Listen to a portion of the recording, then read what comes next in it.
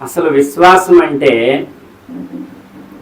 ఒక వ్యక్తి చూడండి ఏమనుకుంటున్నాడంటే, ఒక స్త్రీ కానీ పురుషుడు కానీ అసలు లేతే నాకే కష్టాలు ఎందుకు వస్తున్నాయి, అసలు నాకు వచ్చిన కష్టాలు ఎవరికి వచ్చినా బతకరు, అర్థమవుతుందా అని ప్రతి ఒక్కరు అంటారు ఈ డైలాగు. అర్థమవుతుందా? కొద్దిగా కష్టపడి పైకి వచ్చిన వాళ్ళు కానీ ఇంకెవరినైనా పలకరిస్తే నీ కష్టాలు అసలు నా కష్టాల ముందు ఏంటి వస్తే, అసలు నా కష్టం వస్తే చచ్చిపోతారు బతకరు మనుషులు అని చెప్తూ ఉంటారు. అసలు దేవుడు ఎందుకు నాకే ఇన్ని పరీక్షలు, ఒక పరీక్ష అంటే ఒకటి, ఒకటంటే ఒకటి, ఒకటంటే ఒకటి, ఒకటంటే ఒకటి, నాకే ఎందుకు ఈ పరీక్షలు పెడుతుందో అల్లా, ఆ దైవం నాకే ఎందుకు పరీక్షలు పెడుతుందని అనుకునే వారు కూడా ఉన్నారు. అలా అనుకునే వాళ్ళు ఎవరు ఉంటే ఒకసారి చేయత్తండి. నేను ఎత్తట్లేదు, ఎత్తండి. స్త్రీలు సోదరిమణులు, నాకే ఎందుకు ఇన్ని పరీక్షలు పెడుతుందో. రైట్, మొదలి గారు ఎత్తిందంటే ఇక్కడ దగ్గర దగ్గర ఈ చాలా మంది ఎత్తినట్టే. మరి నేను లాస్ట్లో కూడా అడుగుతాం, మరి చేయి ఎత్తినందుకు వివరణ అర్థమైందా? అయితే ఇక్కడ చూడండి, మనిషిని ముందే చెప్పాను, నాకే ఇన్ని పరీక్షలు ఎందుకు పెడతాను, పరీక్షలు ఎందుకు పెడుతున్నా, నన్ను కష్టపెడుతున్నా నన్ను అల్లా నేను. అర్థమవుతుందా? ఒక చిన్న ఉదాహరణ మీకు అందరికీ తెలిసిందే, ఆయన బంగారు షాప్ కాబట్టి బంగారం గురించి చెప్పింది అంటారేమో. ఒక చిన్న బంగారం ముద్ద ఏంటి, చిన్న బంగారం ముద్ద, అది భూమిలో ఉంటుంది. దాన్ని తీసి మట్టి రూపంలో ఒక రాయిలో కార్జనే రాయిలో దాన్ని బయటికి తీసి కరిగిస్తారు. కరిగించి ముద్ద పోస్తారు. అంటే కరిగేయటం అంటే దాని యొక్క స్వభావం పూర్తిగా వేడిగా మారిపోయింది, గట్టిగా ఉన్నది మొత్తం మారిపోయింది. అర్థమవుతుంది? అంటే దాదాపుగా పునర్జన్మ అంతా అర్థమవుతున్నాం. ముద్ద అయింది, ముద్ద అయ్యాక చల్లారాక అది బిస్కెట్ రూపంలోకి వచ్చింది. మళ్ళీ మీరు ఆర్డర్ ఇచ్చిన తర్వాత ఆ ముద్దని మళ్ళీ 916 లెక్క దాంట్లో కొద్దిగా ఎంతైతే పర్సంటేజ్ రాగి వెండి కలిస్తేనే అది గట్టిగా ఉంటుంది. లేదంటే బిస్కెట్ బంగారం మెత్తగా ఉంటుంది, వస్తువు చేయడానికి పనికిరాదు. సౌదికంలో ఉన్న దగ్గర కూడా పనికిరాదు. అర్థమవుతుందా? ఆ బంగారంలో రాగి వెండి కొంచెం కలిపి, ఏది 916 ఏదైతే ఉందో కలిపి మళ్ళీ కరగవేయాలి, మళ్ళీ నీళ్ళలాగా చేయాలి. అర్థమవుతుందో? దాని గట్టి స్వభావం ఏమైపోయింది, నీళ్ళలాగా అయిపోయింది. వేడిలో, బాగా వేడిలో, కొలివిలో దాని పూర్తిగా దాని స్వభావాన్ని మళ్ళీ ఇంకోసారి పునర్జన్మెత్తింది. అర్థమవుతుందా? దాని తర్వాత రాడ్ లాగా పోస్తే ఆ రాడ్ని తీసుకొచ్చి, మీరు నెక్లెస్ చెప్తే నెక్లెస్, చైన్ చెప్తే చైన్ మిషన్లో పెట్టాలి, దాన్ని పట్టి బాగా కొట్టాలి కొట్టాలి కొట్టాలి. ఎన్ని దెబ్బలు తింటేనో, ఎన్ని పరీక్షలు ఎదుర్కొంటేనో అది మెడలో నెక్లెస్ అయింది, చంద్రహారం అయింది, చైన్ అయింది, అందంగా నగ్గిషిగా చూడముచ్చటగా ముద్దుగా సుందరంగా అందంగా తయారైంది. సుందరంగా అందంగా తయారైంది ఒకటే గంటికి గాని వచ్చింది మనకి. దాని ముందు ఎన్ని దెబ్బలు తిన్నది, అది ఎన్నిసార్లు పునర్జన్మెత్తింది, ఎన్ని పరీక్షలు ఎదుర్కొంది. అవన్నీ ఎదుర్కోలేదు. ఇనుము అన్ని ఎదుర్కోలేదు, ఇనుము కొన్ని ఎదుర్కొంటది. అర్థమవుతుందా? ఇంకే లోహం అన్ని ఎదుర్కోలేదు. అందుకే అది బంగారం అయింది.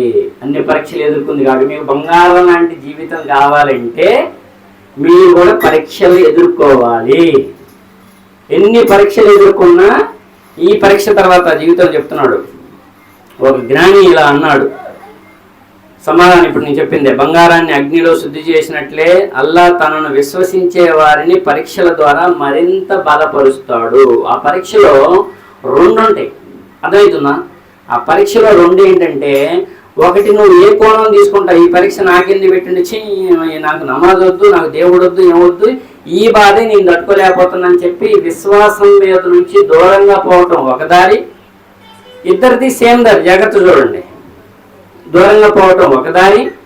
లేదు లేదు, ఒక బావి తోమాలన్నా, ఒక బోర్ వేయాలన్నా ఫస్ట్ రాయి తగిలిద్ది, లేదా మట్టి పొర తగిలిన తర్వాత రాయి తగిలిద్ది. ఆ రాయి కింద నీళ్ళు ఉంటాయి. అలాగే నాకు ఈ కష్టం వెనక శుభం ఇవ్వబోతున్నాడు అల్లా తఆలా దైవం అని చెప్పి ఆ కష్టాన్ని ఎదుర్కొని అల్లా మీద భరోసాతో నువ్వు నిలబడితే, అర్థమవుతుందా, నీకు దాని ఫలితాన్ని డబల్ చేసిస్తాడు. ఇప్పుడు నువ్వు ఏ కోణానికి చెందినోడివి? కష్టం చూసి పారిపోయేవాడివా? కష్టాన్ని ఎదుర్కొని దైవానికి కృతజ్ఞతలు చెప్పి కష్టాన్ని దూరం చేయని అడిగేవాడివా? నీ చేతిలోనే పెట్టాడు. అర్థమవుతుందా?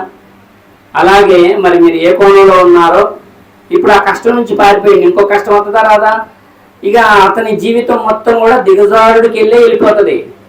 ఎదిగేకెళ్ళి వెళ్ళిపోవాలన్నా మనమే కారణం, దిగజారుడికి వెళ్ళిపోవాలన్నా మనమే కారణం. ఆ వ్యక్తే కారణం, తన నిర్ణయాలే తన జీవితం కాదంటారా?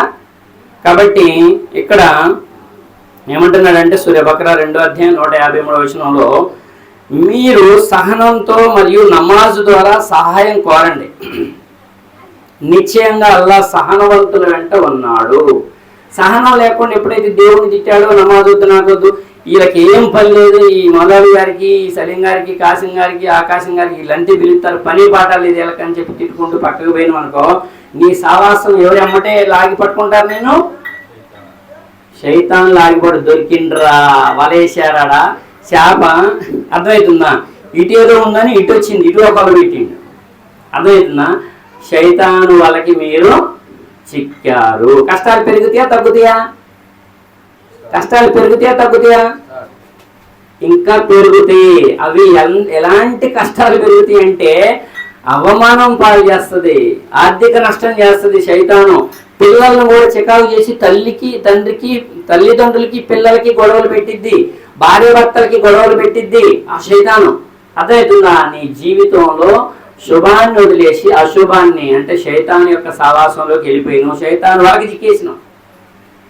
అదే ఎప్పుడైతే నువ్వు నా శరీరం సర్వం ఆయన ఇచ్చిందే, తల్లి గర్భంలో తయారు చేసిన కాడ నుంచి, భూమి మీద నడిచే కాడ నుంచి, నేను పెద్ద అయిన కాడ నుంచి, నాకు గడ్డం మీసాలు వచ్చిన కాడ నుంచి, నాకు పెళ్ళైన కాడ నుంచి, నాకు జీవితం మొత్తం నా అన్ని అవసరాలు ఆయనే తీరుస్తున్నాడు.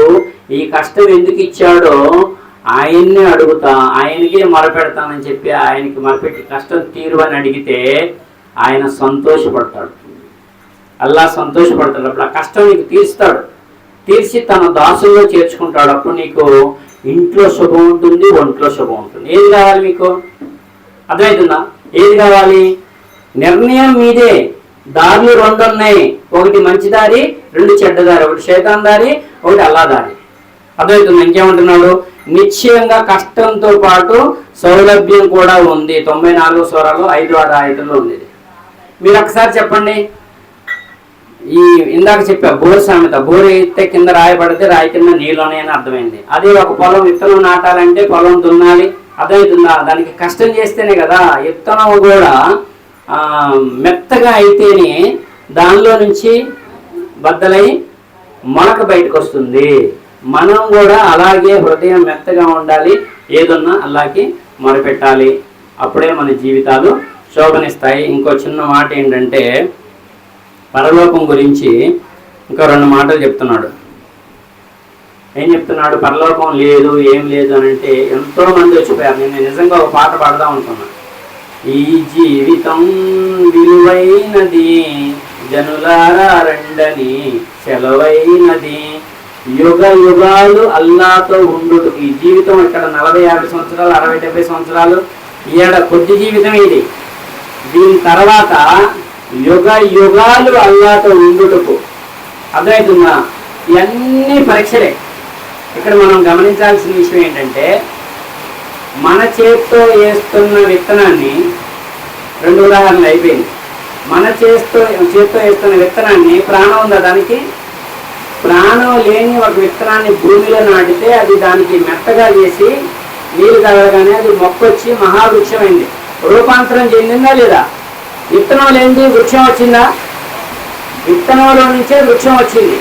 కాబట్టి మనం కూడా ఈ భూమిలో మనం ఎప్పుడైతే మట్టిగానో బూడిదగానో మనం మట్టిలో కలిసిపోయామో అక్కడి నుంచి పరలోకానికి తీసుకెళ్తాడు అల్లాహ్ తాలా. మనం రూపాంతరం చెందుతున్నాం తప్ప పూర్తిగా అదుపాజ్ఞలో లేకుండా పోలేము. నశింపు చేసే శక్తి ఈ భూమి మీద దేనికి లేదు. ఇప్పుడు నీళ్ళు ఉన్నాయి, చిన్న ఉదాహరణ చెప్తాను. నీళ్ళునే ఐసు మన డీప్ ఫ్రిడ్జ్లో పెడితే ఏమైంది? గడ్డగట్టింది. నీళ్ళ రూపం వేరు, ఐసు రూపం వేరు, అవునా కదా? మళ్ళీ ఐసుని తీసుకొచ్చి మళ్ళీ పొయ్యి మీద పెట్టి, స్టవ్ మీద పెట్టి మళ్ళీ వేడి చేస్తే ఏమైంది? మళ్ళీ నీళ్ళైంది. గట్టిగా ఇంకా వేడి చేస్తే ఆవిరైపోయింది. ఆవిరైపోయింది అంటే కాని రాకుండా పోయింది. కాని రాకుండా పోయింది అంటే లేకుండా పోయిందిగా, రూపాంతరం చెందినగా? రూపాంతరం చెందింది. మన ఆత్మ కూడా చిన్న మాట ఇక్కడ వివరణ ఏంటంటే, ఒక పాము తన పురుషం విడిచినట్టుగా ఈ యొక్క ఆత్మ ఈ శరీరాన్ని విడిచి ఇంకొక పరలోకానికి సంబంధించిన శరీరాన్ని ఇస్తాడు దైవం. దీన్నే పెంచిస్తాడా వేరేది ఇస్తాడా అది తర్వాత విషయం. కానీ ఆత్మ శరీరాన్ని పాము పురుషం విడిచినట్టు ఈ శరీరాన్ని ఆత్మ విడుస్తుంది. ఆత్మకి చావు లేదు, ఆత్మకి ముసలితనం లేదు. అర్థమవుతుందా? అందుకే ముసలోడు కూడా ఏంది పెళ్లి చేసుకోవడం అంటే నాకు ఇస్తారంటాడు తప్ప నాకెందుకు పెళ్ళండవు. ముసలోళ్ళకి కూడా ఏమైనా మనసు ఎప్పుడు యవ్వనంగా ఉరకలేస్తూ ఉంటుంది. ఆత్మకి చావు లేదు, ఆత్మ ఇక్కడ నుంచి వెళ్ళిపోతుంది. అర్థమవుతుందా? ఎలాగా ఇంకొక ఉదాహరణ చెప్తే, సీతాకోక చిలుకున్న ముందు అది గుడ్డు పొదిగిన తర్వాత లార్వా అయింది, రబ్బర్ పురుగు అలగైంది, రబ్బర్ పురుగు గూడు కట్టుకొని రెక్కల పురుగైంది. మనిషికి 3 దశల్ని నిర్జీవి నుంచి జీవిని తీసేదాన్ని ప్రతిదీ కూడా కళ్ళ ముందు చూపిస్తున్నాను. కాబట్టి మనకి అశ్రద్ధ ఎక్కువ. అర్థమవుతుందా? అశ్రద్ధ ఎక్కువ. ఏం కాదులే అంతే చెప్తారు. కాలం ఆగదు. దారులు 2 ఉన్నాయి. కాలం ఆగదు. ఆయుష్ అయిపోయిన వాళ్ళు ఎవ్వరు కూడా ఆయుష్ను పొందలేరు. ఈ జీవితం జ్ఞానం ఉన్నంత వరకు మనం ఎప్పుడు కూడా గ్రంథాన్ని పట్టుకొని, ప్రవక్త యొక్క మహోత్సవం గారి యొక్క దారిని పట్టుకొని జీవితంలో సాఫల్యం ఎలా పొందాలి, నా భార్య నాకు పరీక్ష, నా సంతానం నాకు పరీక్ష, నా శరీరం నాకు పరీక్ష, నా ధనం నాకు పరీక్ష, ఇవన్నీ వదిలిపెట్టిపోయి ఇప్పుడు పదాభి గారు వెళ్ళిపోయారా ఉన్నారా? ఎన్నాళ్ళు జీవించారు ఇక్కడ?